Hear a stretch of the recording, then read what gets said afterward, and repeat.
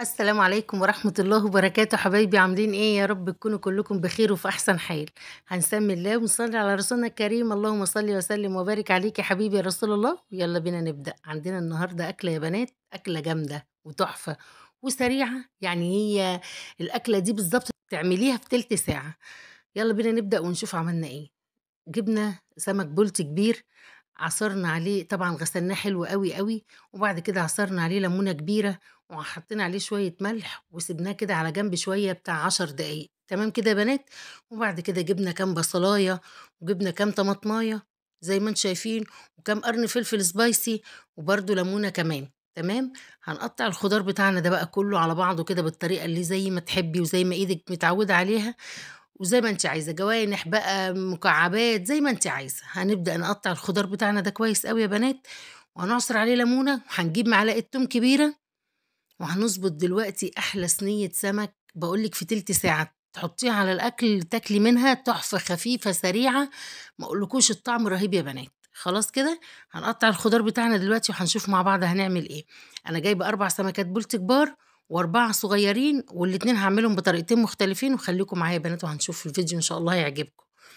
بعد ما قطّعنا الخضار بتاعنا ده بقى حطينا إيه، شوية كزبرة وشوية كمون وشوية ملح وشوية شطة حمر بس.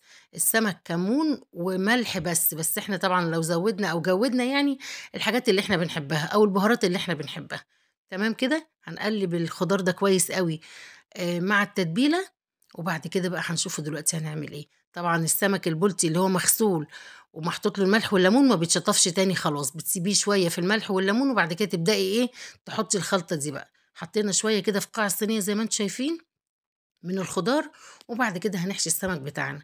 طبعًا السمك عشان كبير البلطي ده أنا فاتحاه من الجناب كمان ودخّلت في التتبيلة في الفتحات اللي أنا عاملاها دي، أهو زي ما أنتم شايفين كده. بجد يا بنات أحلى سمك، أحلى طريقة، خفيفة، ولا زيت بقى ولا دخان ولا شوي ولا قلي ولا وقت أصلًا. يعني ده لو أنتِ هتعمليه في رمضان دلوقتي، لو دخلتِ المطبخ مثلًا 5:30، 6:45 على الفطار بالضبط هتكوني حطيتِ صينية السمك دي. بجد سريعة وخفيفة وتحفة. تحطيها طبعًا على في الفرن، تفتحي عليها الشواية والنار من تحت، لو أنتِ البوتاجاز بتاعِك أو الفرن بتاعتِك بتشتغل شواية والنار من تحت الاتنين مع بعض، شغّليهم مع بعض. لو أنتِ بقى من تحت لوحده ومن فوق الشواية لوحديها، شغّلي النار من تحت الأول وبعد كده شغّلي عليه الشواية من فوق، تدّي له لون برضه وتسوّيه. حشينا الكمية بتاعتنا كلّها أهو يا بنات، السمك كلّه، ودخّلنا التتبيلة كلّها في السمكة كلّها زي ما أنتم شايفين كده، وبقية التتبيلة دي هنحطها على وش السمك، وهندخّل السمك في الفرن دلوقتي على طول. بجد هتاكلي أحلى سمك، حاجة كده خفيفة وجميلة وما أقولكوش يعني جرّبوا الطريقة دي يا بنات مش هتندموا. دخّلنا السمك كده، دخّلنا التتبيلة كلّها في السمك أهو زي ما أنتم شايفين، أهو كده هاسيبها مثلًا ممكن 10 دقايق كده السمك مع التتبيلة دي، وبعد كده أرجع أدخّلها الفرن. عشان يعني السمك ياخد من التتبيلة كده وتبقى طعمها حلو. أدينا دخّلناها الفرن وطلعت، بُصّوا يا بنات تحفة، بجد تحفة. واعملوها مش هتندموا، هتعجبكم أوي بجد يعني.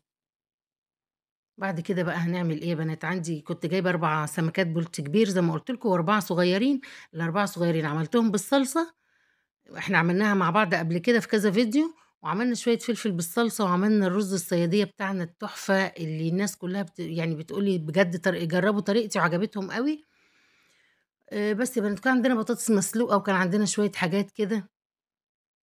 فالمهم إيه يا بنات، الأكلة دي تحفة وجرّبوها ومش هتندموا، هتعجبكم أوي. السمك بالطريقة دي بجد تحفة. تسمّوه بقى سنجاري، تسمّوه صينية سمك في الفرن، زي ما تحبّوا، بس الطريقة دي بجد حلوة وسريعة وخفيفة وهتعجبكم بجد.